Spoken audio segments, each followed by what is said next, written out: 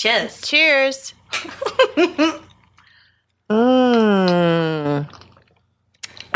What's up? Oh, what is up? Gin and tonic, baby. G&T, baby. I'm Erin. I'm Nicole. This is Dude That's Fucked Up. Erin was on her way over here, and I was like, oh, okay, does she want, like, wine or whatever? But we brought some gin back from Alaska, and it's a very good gin. It is fucking so good. It's so fucking good. It's, like, anise forward, which is, like, a black licorice, but, like, a good, you know, some people Because I hate black licorice. Right, but when there's, it's like, a fake taste about it. well, when it's herbaceous, such as this, Yeah. it's delightful. It's delightful. I'm into it. Really into it. Well, How's everybody doing? What's going on? oh my God. I mean, boy, have we got a story for you. Yeah. We'll get to that later, though. Any business? The biz. No, I don't think so. right. You're gonna, by the time this comes out, you will have merch again. I will have merch again. Yeah. Our stuff was delayed. I guess that's like my fucked up of the week too. Is that like customer service is hard sometimes. I get it, but like managing expectations is all that you need to do. And the moving company was like, yeah, it'll be here by this date, whatever. And that date blew past. And so DJ was like calling the moving company like, Where's our stuff? where's our stuff, man? It's like our whole life is in a fucking truck somewhere in the middle of the country. We don't know where. I don't know. It's like lost luggage, but a truck. Yeah. And they were just like, we don't know. We don't know where. They were literally just like, That's not possible. I mean, they were saying that to us. And There's someone driving it. yeah. Someone knows where it is. Make the phone call to the driver. I don't know. God. So they finally, like, after like DJ's third phone call, they were finally like, all right, this is the actual day that it's coming. Sorry for the, premature date you were given. It's like, just give us, because they gave us a date range, and it's just like, we're not sure. Might be some unforeseen fucking bullshit that's going to happen. Yeah. We'll let you know a couple days before. Like, we were totally prepared to be working within this fucking timeline. Yeah. But then somebody was like, I was going to get there like a couple days. And then it didn't. And we were just like, the fuck? Yeah. So it's been like half a month. Yeah. So also, it's like, as it's happening, just call me and give me a heads up that it's delayed or whatever. You know, instead of like you having to call and be like, hi, this should have been here days ago. Yeah. That's dumb. It's bad. It's bad service in general. It's just bad. And, we don't give a shit. Like, I mean, it does kind of suck, but we're very lucky in that we have like some furniture to sit on, and we're just eating off of paper plates, and it's like getting a little fucking old. But it's also like 2019. How can this not be managed better? I mean, and they have like a fucking cool app and everything. Yeah, and it's still just not good. Yeah. So that's just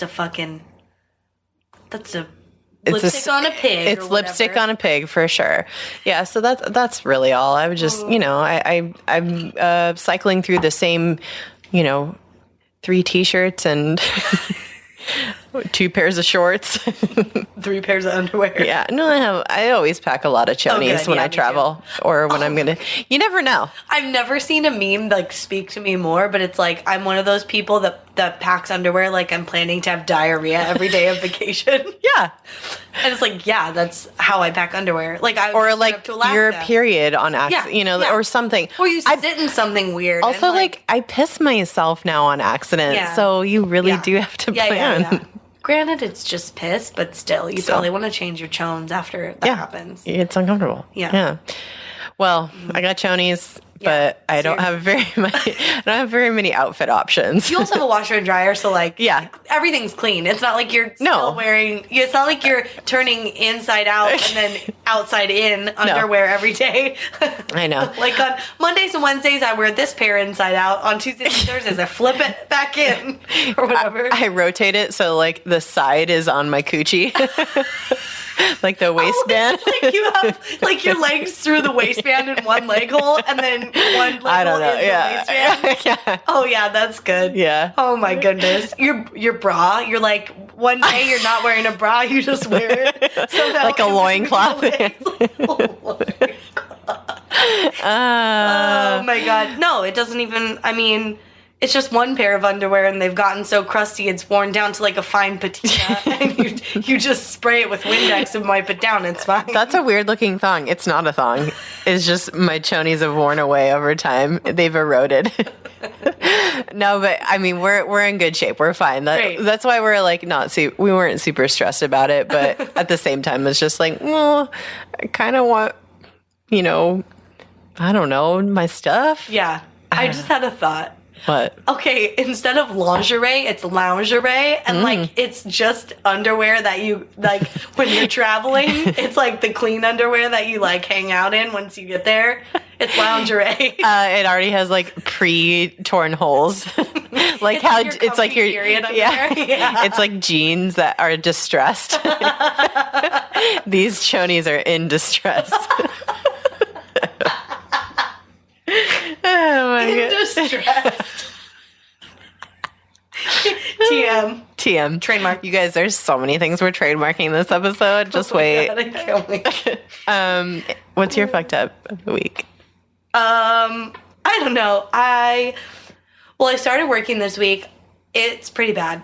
Oh no. The job itself is fine and like the people there are very nice and stuff, but it's just like getting used to the commute again, which already today I've been like commuting 3 days now. It's better. But the first day, boy, was that hard. I was like in such a bad mood. Yeah. I was such a dick, like to Pete and stuff. I was just like I have to go to work today. I hate it. But I did it, and it's fine. And it's actually next door to a really nice mall, so that's fun. And then today I got to, like, plug the podcast to all my coworkers. Hell yeah. They seem cool. But, like, the first day was hard because no one really talked to me. Mm-hmm. It's like, it's like starting new school or something. I know. And it just, like, feels icky. But I knew some people there that made me feel good, like, from my previous jobs. And then everyone's like loosening up now. Yeah. And I'm being like more social and like doing actual work. So it's like, yeah, okay, I feel like I have a purpose. You got to ease into it, especially after, you haven't done that work in so long that it's like, I don't know. Yeah. Actually, the whole process of getting integrated into a workplace is like, it's hard. It's hard. It's really hard. It's just like you just feel like a kid again. Mm-hmm. I don't know. It's like uncharted territory. Yeah. Ooh, bitch, that's a transition. Ooh, segue ho. I probably could have done a better segue from my trip, but you know what? It doesn't matter. Well, Nicole was just up in Alaska, and I went to a museum. You went to a museum. Seemed pretty cool. Mm-hmm. And you sent me a picture of an exhibit that you were traversing. Yeah, it was, you know what, Pete and I had 1 day overlap on our vacation because he was up there running a relay with his brothers, and I was up there hanging out with my sister-in-law and our niece and nephew and Pete's parents and just like kind of hanging out waiting for Pete to finish this thing. And so we had 1 day of overlap, and we basically it was such a beautiful day. We went to this brewery and we ate lunch on the roof. And it was, like, kind of cold, but we had jackets and stuff. Yeah. But we were, like, outside, and it was, like, sunny and pretty. And it's, like, refreshing. Yeah. And it was, like, so nice not to be 90-something degrees. Yeah. And then we're like, everyone had been saying, there's this exhibit. It's, like, it's all about the Franklin expedition. And, like, it was this crazy expedition where, like, people got lost. They didn't know what happened to them. But, like, a couple of years ago, some divers, like, found some stuff. And, like, they've pieced it together. So we're like, all right. It was cool. Well, the story of it's cool. The story is very cool. I did not understand, like, some of it I was like, this didn't feel like a narrative in a way. Yeah. And I was like, this is kind of hard to understand. But actually... Like the exhibit itself. Yeah. But then you don't need to. There's, like, cool videos that you can look at of, like, the seafloor. There's, like, artifacts. There's, like, fucking pictures of dead people. Yeah. There's some shit. And so it was fun. And, yeah. So, yeah, that's what our topic is. It's about the Franklin expedition. Oh, my gosh. Whew. I mean, I didn't know about this. Did you? I had no idea. I feel like this is probably, I mean, it's probably more, you might learn about it in school if you're from Canada? Or if you're British, yeah. Because this was an expedition led by a British dude. Mm-hmm.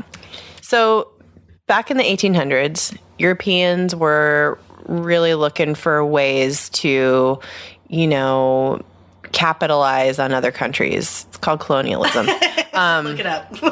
But it's called colonialism. Yeah. Well, they were looking for trade routes all over the map, and one particular they were trying to find a shortcut in particular to Asia, because they had to fucking sail around the entire continent of Africa to get to Asia. Yeah. So they wanted to find a route that was like up and over the top of the globe. So it would require going, they called it the Northwest Passage. There was a Northeast Passage, but that's not what we're talking about today. We're talking about the Northwest. The other one. The other one. So they were trying to go like up through the archipelago of the Arctic, of the Canadian Arctic. Mm-hmm. So there's like all kinds of little islands and stuff up there, but it's mostly very frozen. Mm-hmm. It's the Arctic. So they were looking for this route that could be traversed via because you could kind of go via land if it was all frozen, but what they wanted to do was find a shipping route. So they had to go a certain time of year, and it was all very complicated. It seemed like it was a really hard thing to do. Yeah. Lots of people died trying to do it. But this one guy, he decided, well, he was appointed to do this job. His name was Captain Sir John Franklin. And then there were some other people involved too, but it's called the Franklin Expedition, so we'll stick with him. Yeah. I mean, it wasn't him by himself on a... No, there's like 129 other people. And there was like also this dude, Sir Barrow. He was like the other guy that I think captained the other ship, because there was 2 ships that went in this expedition. Yeah. And they basically, if you time it wrong, just like anything else, like they knew they were probably going to spend a winter up there, because if they're going along and the ice freezes, they get stuck in the ice, basically. Right. You have to wait to thaw. You have to wait for it to thaw. They were totally prepared for that. Yeah. I think they even had like icebreaker dudes who like go trek out and like break up the ice. Yeah, like axe it. Yeah, and there's a whole process to it. And this was pretty crazy too at the time. They had outfitted these ships with the first kind of like crude kind of engines. Oh. This is like all new technology that was on the ship. Weighed it down kind of a lot, so I don't think they could have had as many provisions as they should have had because of that, but neither here nor there, because it, spoiler alert, didn't work out.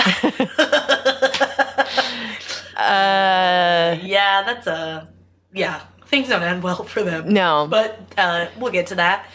Yeah, I think also, like, if you don't know where you're going, like, they essentially set out to map the Northwest Passage. Mm-hmm. Like, they knew something existed from, like, hearing of other people's travels, but, like, they didn't know the exact route or whatever, so they're like, oh, we need to, like, map this. It's uncharted territory.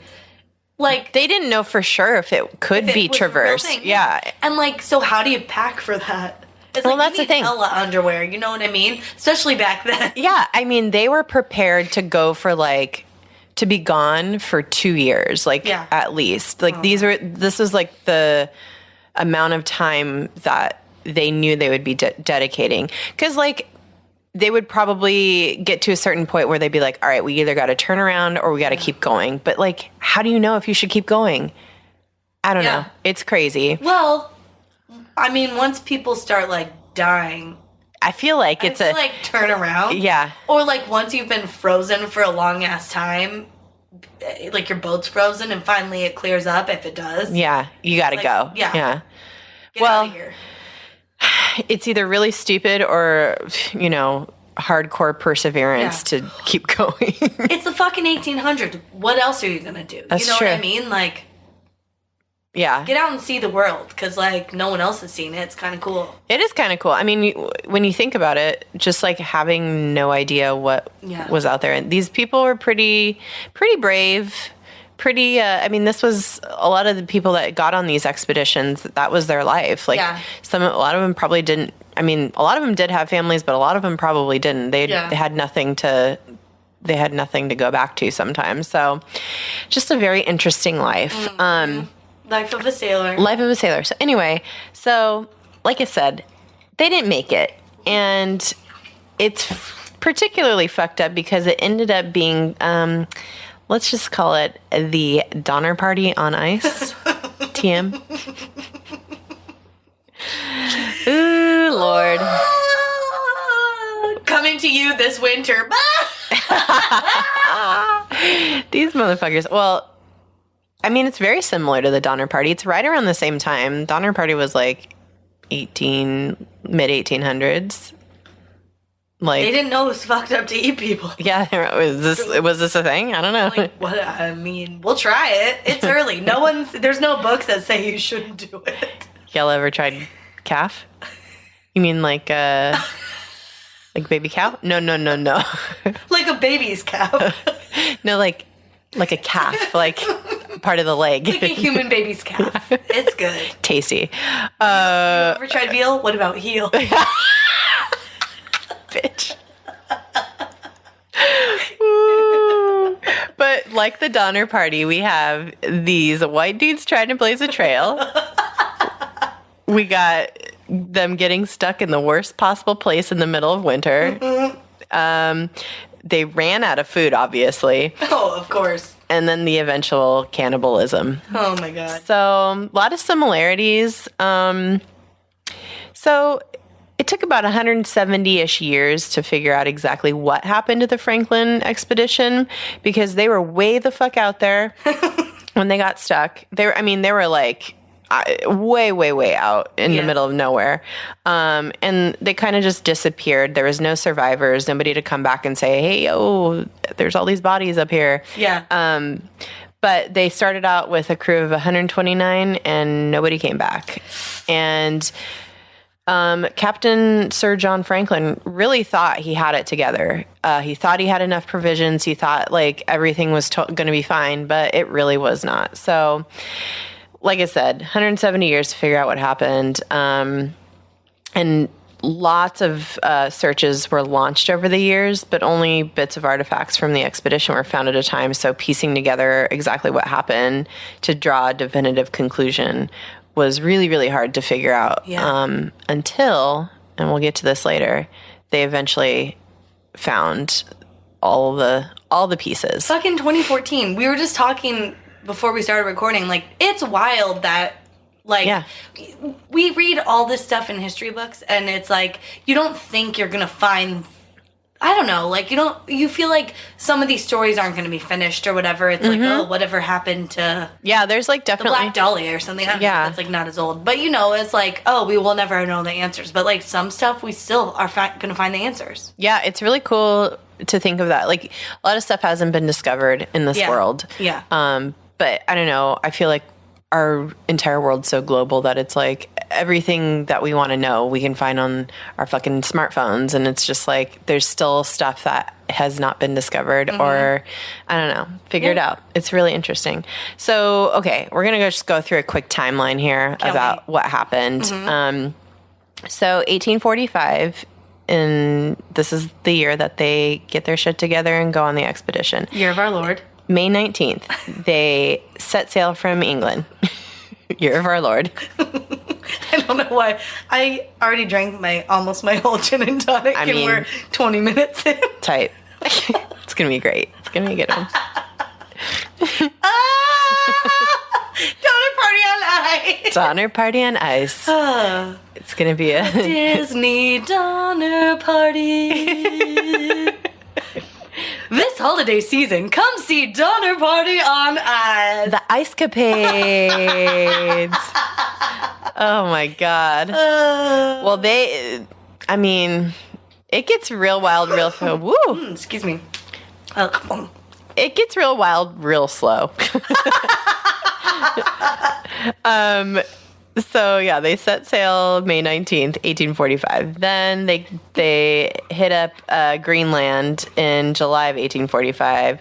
They sent home some men and some letters. Probably these guys were real pieces of shit if they got kicked off the expedition. For sure. They were like completely incompetent. Yeah, they sucked at their jobs. They're like, you ever eat people? Yeah.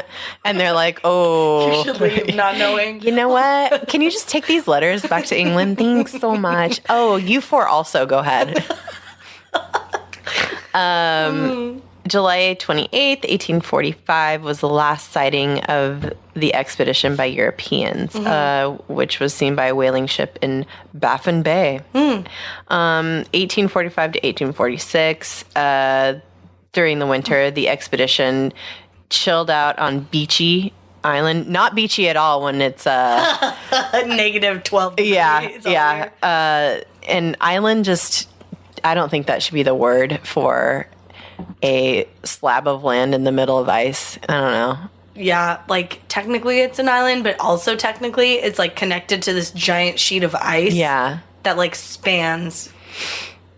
Yeah. The whole North The whole Pole. top of the, whole top of the globe. Is Biffin Island? What was it? Baffin Bay. Oh, Baffin Bay. Do you know we have a boner bay here? I'll have to take you there. Here in Long Beach? Yeah. Psh, Strong Beach. It's real.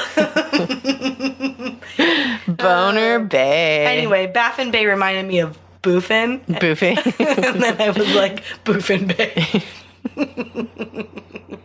Except you know Boofin Bay. You know when someone's boofing in Boofin Bay because of the bubbles. Ooh, bitch. Well, they're on an island in the wintertime, but not a cool one. Yeah.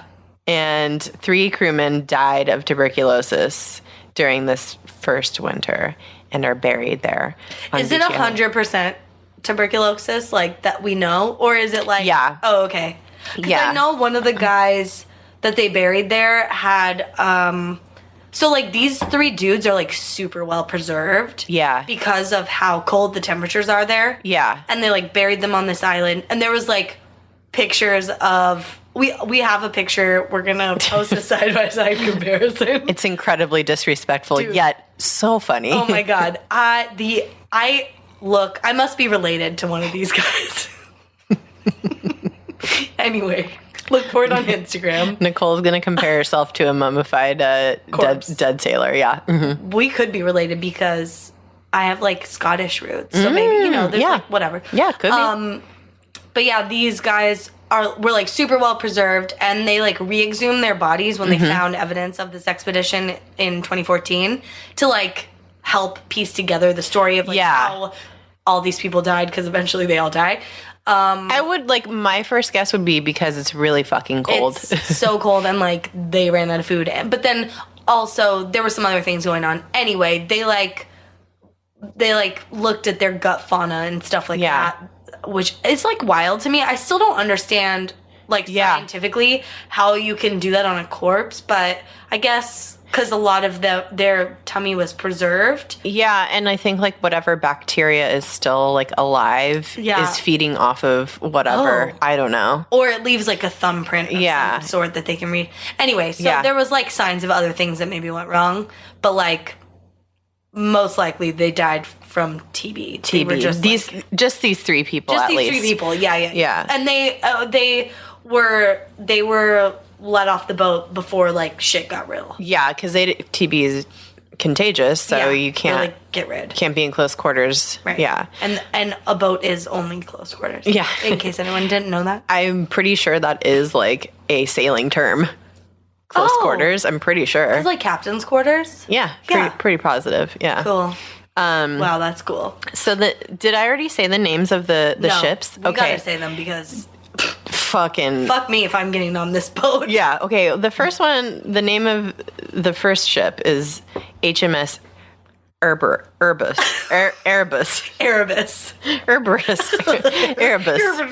Man, that gin and tonic's really kicking in. Good, get to my level, bitch. You sounded like a Muppet. And then the second ship was the HMS Terror. Okay, I didn't know this, but AMC had a show. I watched it.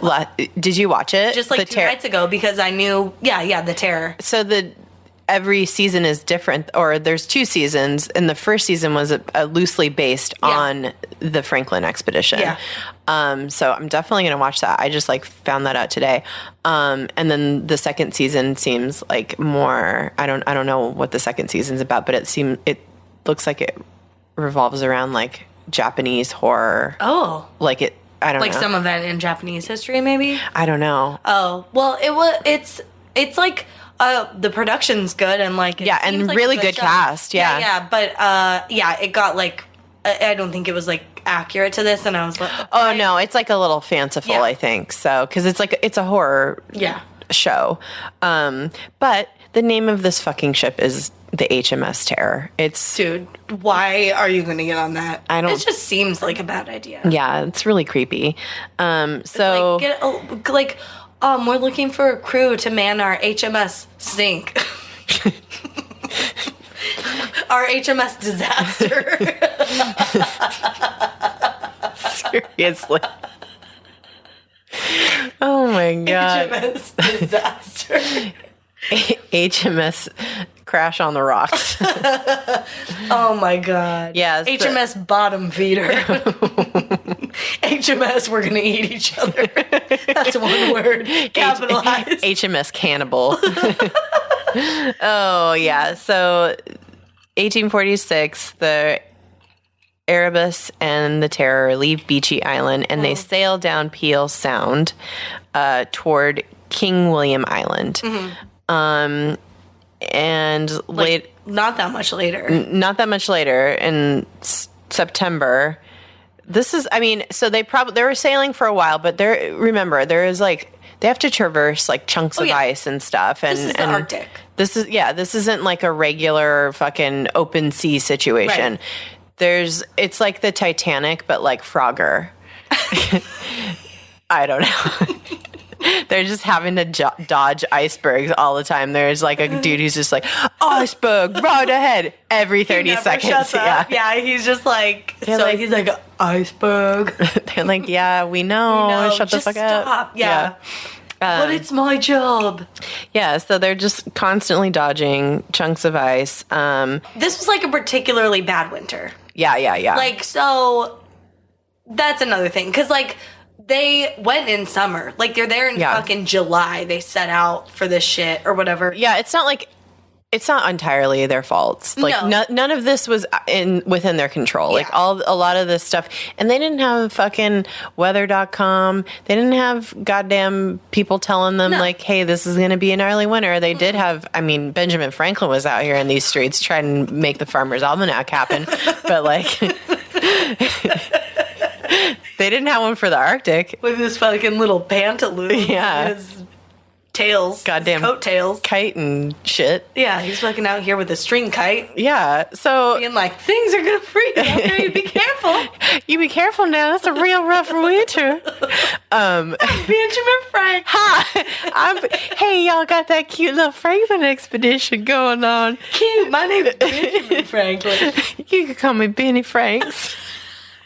What if he really talked like that? He did it. We don't know what he sounded like. It wasn't that. You don't know that? Man, this gin is really good. I'm sorry. It's so good. It's that fucking Alaskan gin. It's like one step above hooch. Yeah, seriously. It's fucking moonshine, bitch. Yeah. My voice is lowering. It's true. Oh my god. Okay, so really bad winter. It's just like the dawn. Oh, sorry. Sorry, no. I'm just coughing. Are you gonna make it? I'm making it. Okay. I'll have more gin. It's my medicine. My medicine. I'm Benjamin. Wait. Hi, I'm Benjamin Frank. I'm Benny Franks. I've never had electricity. With a kite. I invented bifocals. I invented the Franklin stove. But I didn't go on the Franklin expedition. I would be dead. I would be eating people. Benny Franks doesn't eat people. I don't know what this voice is. Oh my God, I love it so. Benny Franks doesn't eat people. He invents stuff. Look at my short pants. Do you see how they don't go all the way down to my shoes? Do you like my fur hat? Do you like the extra long tongue on my shoes? My shiny buckles. I like... I love buckles. My belt has a buckle. My shoes have buckles. My right shoe has a buckle and my left shoe has a buckle. My coat has a buckle. Y'all see this belt buckle here? I don't know. You're snorting so much. I'm wearing two belts because I like a buckle. I don't know if you noticed, but I have garters on, and there's buckles on there. They hold my socks up under my pantaloons. Okay, we got it. You go. Okay. I'm fully crying. Okay. Goddamn mess. This shit doesn't have anything to do with Benjamin Franklin. Unfortunately. I wish it did. Our imagined version of Benjamin Franklin. Our reimagined version of the Franklin expedition is 90% Benjamin Franklin. He fucking comes in like a Marvel superhero and just saves everyone. Yeah. He snaps his fingers and the ice melts. Yeah. I don't know. He's like, this is electricity. It's going to warm up all this ice. You'll be able to travel home. Y'all are going to love it. Okay. Love America. Let's go back. It's 1846. They already spent a winter out on Beachy Island. Right. 3 people died. They leave Beachy Island. Oh, right. After it was like frozen. Like the ship was literally frozen in the ice. And and then they were like, okay, it's melted enough for us to keep going. So they keep going. Barely.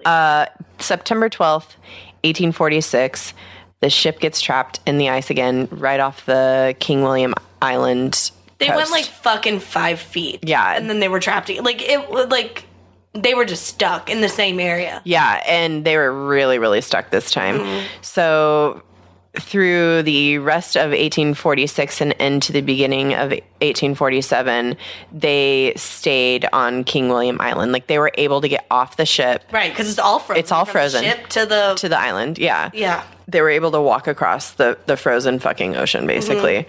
Mm-hmm. And then they're on King William Island. Then May 28th, 1847, a sledge party, which is where they literally go out in front of the boat and fucking sledgehammer the fucking ice so that the boat can keep moving. I'm pretty sure that's what that is. They had specific dudes on, like crew members on the ship that just did this. Yeah, that sounds real. So the sledge party was led by Lieutenant Graham Gore, and they leave notes at like checkpoints, Victory Point and Gore Point, and they both of the notes say that everything's fine, all well. So then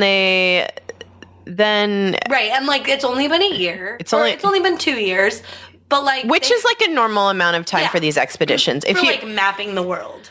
I mean, yeah, these people, nobody knows anything. Nobody knows where they're going, what's happening. They give themselves like 2 to 3 years, that's a totally normal amount of time. Mm-hmm. So,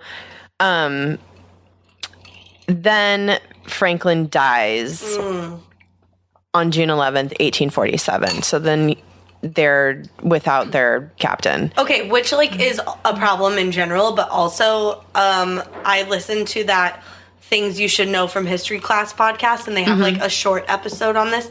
He was one of like I think 3 people who had experience sailing in the Arctic. Yeah. Like, which is a very specific skill set. Yeah. And you have to like know about a lot of things relating to ice and cold temperatures. Right. And like he died. And I mean, I think So he had done a couple other expeditions. He has experience in this, but with experience comes age. He was pretty fucking old for the time. Like, he was in his 60s. Oh, I think he was old for, like, to be captaining a ship on this, like, expedition. Yeah, so... in really bad conditions. The healthiest person is gonna have a hard time on this journey. I mean, 3 dudes in their 20s probably had already died. Yeah. So, anyway, so he dies. They're without a captain. And then 1847 to 1848, they had to winter again off of King William Island because the ice never thawed. They just stayed an entire fucking year. Dude. Insane. Another year. Yeah, another whole ass fucking year there. Just fucking boat stuck in an ice cube. Ugh, it's so crazy. 2 boats stuck in. 2 boats, yeah. 2 boats. So then, April 22nd, 1848, the Erebus and the Terror are abandoned after 1 year and 7 months trapped in the ice. Oh my God. That's almost 2 fucking years. Yeah. It was winters. It was like a lost cause. I can only imagine like how much damage is done to a boat that's just been trapped in ice for almost 2 years. Also, like, you have to be super fucking desperate to leave the boat. Yeah. Where all your shit is. And it's your only way back to home. But, like, 1, you don't really know where that is because, like, no one's ever been here. And 2, this is, like, desolate ice. This is just fields of ice. Like, it's not, like, it's an island, but it's just, like, covered in ice. You don't know if people live there, which they did. Like, Inuit people did, natives. But, like, you just don't know what you're going to find. Well, and, I mean, to leave the ship is to be like, okay, we're never coming back. Right. And we're probably never going to go back to England. Right. Yeah. That was their ride home. Truly. Like, you're not hitchhiking out in this ice field, dude. And then you can't, like, send a text and tell people, like, hey, I left the ship. Yeah. Like, hey, gonna try and, like, hitch a ride with someone. Mean, if they eventually get back to some sort of civilization, they could possibly send a letter. Yeah. And then, maybe get picked up. But who knows when that'll be. And who knows if they'll even make it out of where they are. Yeah. Well, and, like, quote unquote civilization, like, there was civilization there. It just, like, it was the native people. They didn't speak the same language. And also, like, they weren't subscribing to mail and all this, like, like, they just, like, they were, like, surviving in this fucking place. Yeah. And I don't mean civilization in in that way. I mean like, but they did come across people, right? Yeah. And there is, like, this is, like, one of the cool parts. I think it is that, like, there were Inuit people living there. This is how you knew too. It was, like, a really bad winter.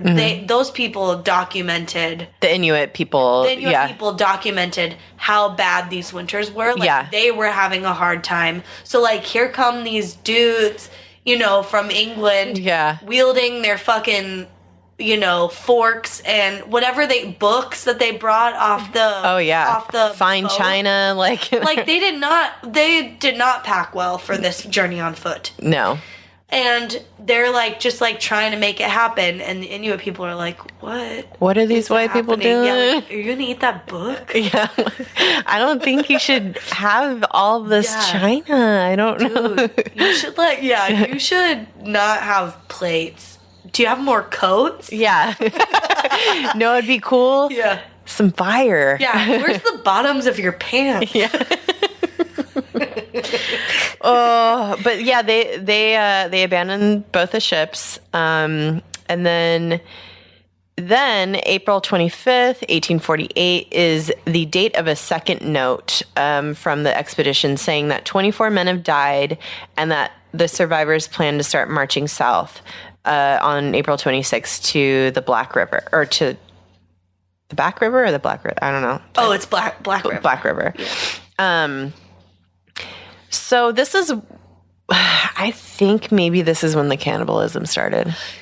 Ooh, yeah, because, I see your notes about, like, how, like, Inuit people, like, saw them doing they this. They saw them leaving the ship. Yeah, they saw them leaving the ship. They saw people trekking, and then the Inuit people actually found the abandoned ships. Yeah, and they like checked them out, and they were like, "Oh, this is where those white dudes came from. Yeah. It's from these ships." And then there is in like their history and their like records. Mm-hmm. There is people who were like, dude, those people are eating each other. Yeah. So around 1851, Inuit hunters see 4 men still trying to head south. And before that, there was some Inuit saw 40 men walking south on King William Island. And then they see later in the next year 4 men still trying to head south. Last verified sighting of survivors. Yikes! And these Inuit reports are being relayed to another person named Charles Hall, who is part of a search party who eventually went up. Because we should say, not that long into them. Well, so like 2 years into them being lost. Mm-hmm. That was still a normal time, like we just said. Mm-hmm. Normal amount of time to be gone in an expedition. They're like, we haven't heard from them. But no red flags. No red flags. Yeah. Like, they're in the middle of fucking nowhere. Also, I don't know if there was I don't know if there was letters getting out, but there was some, I don't know, I think there was still some like chatter, like, oh yeah, they're still out there. Nothing weird so far. I don't know. Maybe like other ships had like kind of, but no one saw them. So I don't know. Yeah, maybe not. But I think they just assumed everything's, they weren't worried. It takes a long time to fucking map new lands. Yeah. So, but then after 2 years, they're like, ooh, yeah, like we totally should have heard from them by now. Yeah. And Franklin's wife was like, got upset. Lady Franklin. Yeah. Jane, I think. Lady Jane Franklin, yeah. And also I think she was like connected somehow to like royalty, and she was like, hey. She had some connections, yeah. They were like, he was like a captain in the Royal Army, so like. They were well connected. Yeah, they were well connected. So she's like, hey, this isn't cool. She like starts a campaign. And so they start sending people out. They start sending boats out to try and find them. Yeah, they, so after 2 years pass, no word. Right. She's like, hey, like even other people, not just her, like he was an important dude. Yeah. No, people, because also like, the queen was also like, dude, like we sent these people out. Also, what happened? Those ships were fucking a lot of money too. Yeah. So they were like, everybody's like, hey, you remember how that one guy was going to try and see if there's a way to Asia? Have you heard from him? And is he like fully lost? Is he like fully lost or sending letters? What's going on? And then Jane was like, yeah, he hasn't hollered at me in literal years. I think something should be done. And even people like in Parliament and some of the British newspapers were like, yeah, let's figure this out, guys. Mm-hmm. But in the meantime, the fucking Admiralty, that's the government department that's in charge of the British Royal Navy. Yeah. They were like, calm down, you guys. This is how long expeditions take. Like, maybe I'm sorry, like, maybe you've never been on an expedition, so you wouldn't know. Wouldn't know. Actually... Yeah, they, like, all these people. But they're like, if it makes you feel any better, we'll send some, search parties out. We'll do a 3-prong approach. They, like, had this whole plan that they laid out. And they basically, in the spring of 1848... they sent an overland rescue party led by John Richardson and John Ray down the Mackenzie River to the Canadian Arctic coast. And then 2 expeditions by sea were also launched, one led by James Clark Ross entering the Canadian Arctic archipelago through Lancaster, and the other commanded by Henry Kellett entering from the Pacific side. And then in addition to that, the Admiralty offered a reward of £20,000, which would be like almost $2 million in today's money. Wow. Yeah, for or 2 million pounds in today's money, to quote, any party or parties of any country who shall render assistance to the crews of the Discovery ships under the command of Sir John Franklin. So there was like a lot of people eventually a lot of people found out about this and were like ready to go look for this guy for the whole expedition. But that didn't work. And then, been however long since all these search parties went out, and the British people became very concerned, and then the interest in finding the crew increased, and it just became like this whole cultural phenomenon, basically, in England at the time. They wrote songs about Lady Franklin's lament. Like they had this like lore kind of built up around this entire expedition and around Captain Franklin. So it's like how people became obsessed with the Titanic. Because it was just such like, I think it was like an exciting thing when it was happening. Like, oh, this is going to be exciting. Like, we're going to, like, our country's going to be responsible for like mapping this passage and like finding a way to like exotic lands or whatever, like whatever the fuck they were thinking. Yeah. And then to have it just like kind of unravel, and then you're not hearing from anyone, and then people are missing, and then it's like this mystery, and it got built up really, really, and just the fact that like the government really wasn't doing anything about. I mean, they eventually did something about it, but still nothing came of it. Like, they tried to do something about it, and like they still couldn't find these people. And they did end up like mapping the passage, and like, because there was, like, at any given time, like, 14 or 20 ships out there or something, and, like, just kind of bumping into each other. Yeah. And so, just to, like, cap off the timeline, though, so there's all these search parties up there, and this one guy, Charles Hall, who had gone up there trying to see if he could find anything, was the one that interviewed Inuit hunters. And then other people had talked to local Inuits, and they were able to eventually find some like little artifacts of the crew. So they knew that where they had kind of gone. And where they had stayed. So this is how it starts getting all pieced together eventually. Right. They knew where like the Inuit people had last seen the ships, but they were no longer there. So they're like, where are they? And they did not have the technology to like look under the ocean or anything. No, but then they kind of, the last known whereabouts, the kind of accounts from the Inuit, they were able to kind of like work backwards and like see, okay, logically they could have stayed here, here, and here during the winter when the ships were stuck in the ice or whatever. So then this is how they like found all of traces of the crew. Like remains. And this was like over the course of like 10, 20, 30 years that this kept going. And then it kind of dropped off. I think in 1859, some dude found the abandoned boat and the messages on an admiralty form in on King William Island. So I think it was like a rowboat, not a abandoned like dinghy. Yeah, like a little dinghy that they had used to shuttle back and forth between the main ships. But by then the main ships had sunk. So this was like kind of the biggest piece of information that they'd found. Yeah. And then in 2014, the Erebus was found.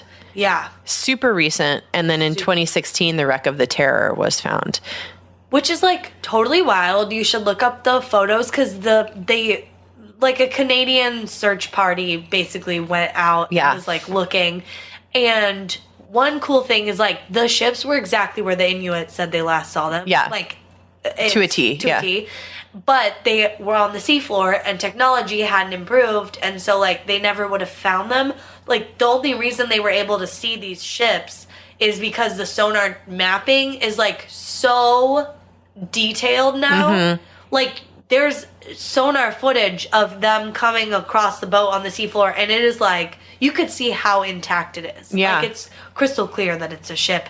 And they were able to identify the Erebus first, and then they sent divers down, and they took like video, and they like sent a little like undersea drone basically inside of the ship. Dude. And everything is like perfectly preserved. Like all of so cold, probably. Yeah, because the water is super cold. And also the silt had settled over everything. And the silt protected all the stuff in the ship. Is very, very, very cool. Yeah. Also, another cool thing about the modern day kind of finding of these ships that's really interesting is that they have to ask permission from the Inuit people to go into these waters. Oh. It's Canadian water, but it's the Inuits' they land. Are respectful of yeah, who owned it and like who, or like not owned it, but like who lived there first. Right. Yeah, because a lot of those islands are, some of them are owned by taken by the Canadian government, but a lot of that land is Inuit land. So governed by the Canadian government. Yeah. So they have to ask for permission. And I guess if you are just like in those waters, like fishing or doing whatever the fuck, if they hadn't have asked for permission from the government or from the Inuit people, there's like a $500,000 fine if you're like in those waters without their permission. Yeah, it's very, very interesting. I watched this little video about it. So it's crazy that they just kind of fucking took off and did this expedition, and there's nothing like super fucked up except for the cannibalism. Well, I mean, like, let's talk about how did they actually die? Like, because I think that was like the weirdest part of this exhibit in Alaska that we went to. Like, so there's this room, and it's like, if you're like squeamish, uncomfortable with death, like you shouldn't come in here, because we talk about like, there's like pictures of the 3 dudes who died before they got stuck, and like they were left on Wibbly Island or whatever. Beachy. On Beachy Island, frozen Beachy Island. And so there's like pictures of them who they're like so well preserved, like we were saying earlier, which I almost forgot because I've been drinking. But now I'm like settling back into it. Yeah. Like my like the clouds are parting. The ice is melting, if you will, and like things are happening in my brain again. But so cannibalism, sure, that's like maybe one way. But that's after the fact. That's after the fact. And, right. These people are dying. If anything, that's how people stayed alive. Oh, yes. Oh, I like that. People are dying of natural causes, but it's keeping others alive. Yeah. Also, like, they're eating raw human flesh. Ugh. Ooh. Gross. I mean, awful. At least the Donner Party was on land with, like, fucking wood and they could start a fire, you know what I mean? I can't remember if they did. Maybe we don't know that detail. But so cannibalism may be one thing. TB we talked about, that could have like taken out a few other ones. Mm-hmm. But something that's very interesting. So when they like re-exhumed those bodies after they found the ships in 2014, they like they wanted to have more evidence of like maybe what could have happened to the sailors and the crew. They found traces in one of the guys' tummies of botulism. Oof. Which is like a very specific bacteria. Yeah. So like, and if you look at like what they had on board in terms of like foods, they were eating a lot of salted meat and a lot of canned goods. They like brought a ton of canned goods on. Well, and this is when this canning was kind of a relatively new endeavor. Factory canning anyway. And they needed their provisions within a certain amount of time before they set out for the expedition. And this cannery basically like did a rush job, and some of the welds on the cans were found to be kind of shitty. So they could have been shitty, which compromised the seal and like grew bacteria. Yeah. And then some of the cans, they found traces of like exploded cans when they checked in the boats, like in recent years. Also, lead poisoning. Yeah. And I listening to that podcast earlier, the like what we should have learned in history class or whatever. They said that scurvy and lead poisoning take very similar like symptoms. Yeah. And so also like I think the Inuit people who were seeing these dudes like just carrying books around and not eating like, were maybe suffering from these things and, like, acting really weird. Yeah. And, like, just, like, in general, didn't know how to survive in this icy tundra. Well, they disproved the lead poisoning eventually, really? yeah, because they were able to do, like, more detailed testing analysis on their remains. Was it botulism though? I don't know. A lot of it was malnutrition, so it might have been, which is also scurvy. Yeah, because that's lack of vitamin C, which you get from starvation. So like they were starving. Yeah, they were starving. They were and so there was just like a lot of factors, but it mostly probably was just total malnutrition and any kind of sickness that you get from being fucking exposed in the fucking Arctic. Like it's I don't know. Well, like pretty straightforward. Yeah.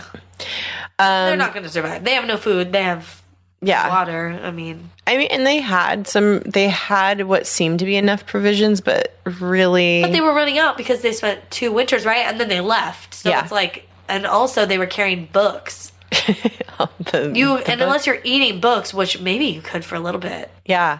Well, that's a funny thing that you mention. So, cannibalism aside, I think one of the most fucked up things about this, this whole story, is that John Franklin kind of sucked at commanding Arctic expeditions. He'd done this 2 times before. This was his 3rd expedition.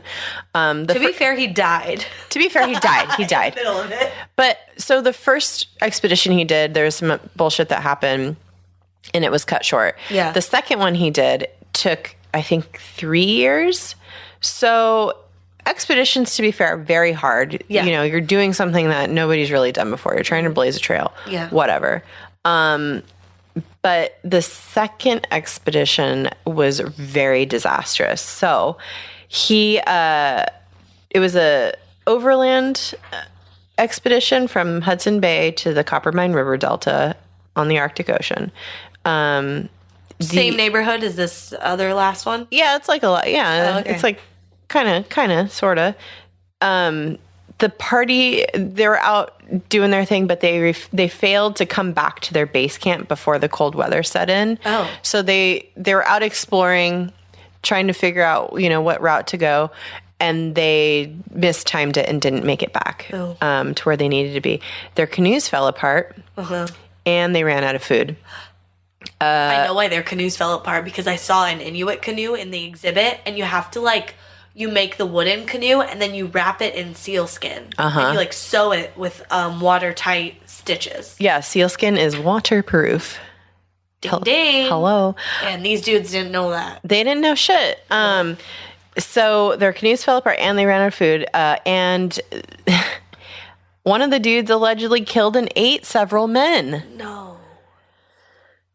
And then Franklin and the others in the party survived by nibbling shoe leather. So it wasn't quite a book, but it was... Oh, they weren't eeting people too. Yeah, sure.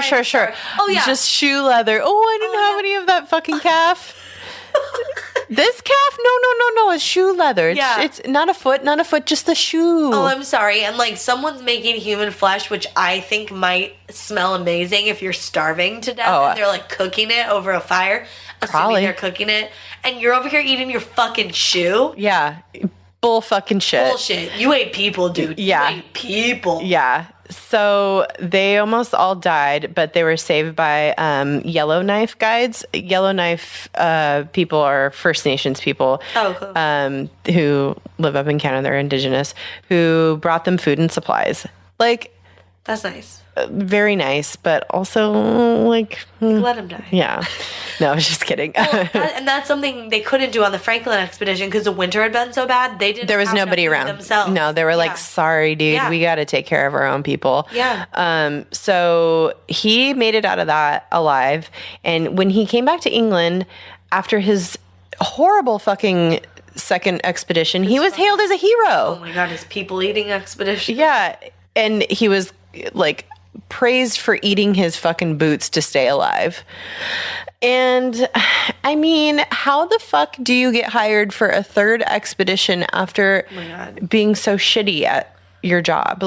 Fucking someone's not checking references. No. Okay. First of all, a lot of this could have been prevented if they just got back to their base camp. So HR. Franklin needed to be better at his job. Time management. Yeah. Quality control. Oh my God. Planning and quality control for those fucking canoes. Planning and preparation. Pack more food. Dude.